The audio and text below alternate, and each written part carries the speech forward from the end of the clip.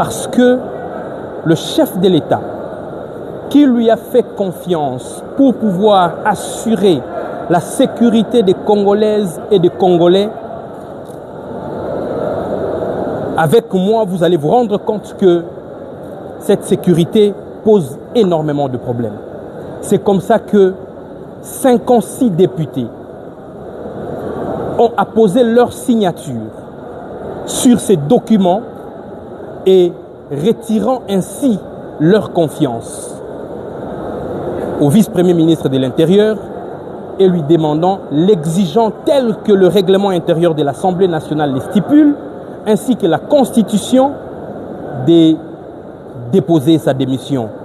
Et que dans le méga ministère qu'il est en train d'occuper, il fait montre d'une, désolé pour ces termes, incapacité à pouvoir sécuriser le Congolaises et les Congolais.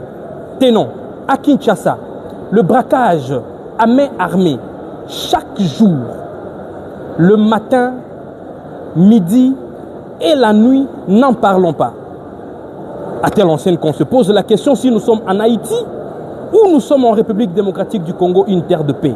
Nous sommes tous de l'Union sacrée, oui, mais lorsque un membre de l'Union sacrée n'est pas à mesure de sécuriser les Congolaises et les Congolais, nous ne pouvons pas laisser le mandat et le bilan du chef de l'État être noirci par une incompétence qui s'avère notoire.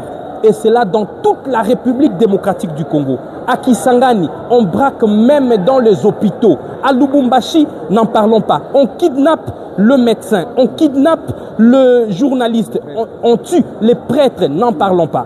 En Ituri, dans le sud Kivu, malgré les efforts que le président de la République est en train de fournir pour rétablir la paix, il met des moyens pour la sécurisation des Congolais.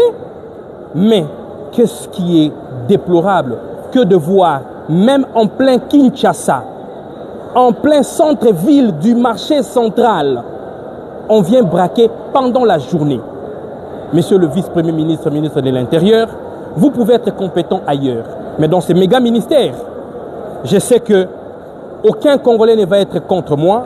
Et moi, ici, je suis en train d'agir avec mes collègues. J'ai leur bénédiction. Je suis le petit-fils du feu Sphinx de Limité. Lorsqu'il remarque que quelque chose ne va pas, notre grand-père, Étienne Tshisekedi Wamulumba, ne mâchait pas sa langue.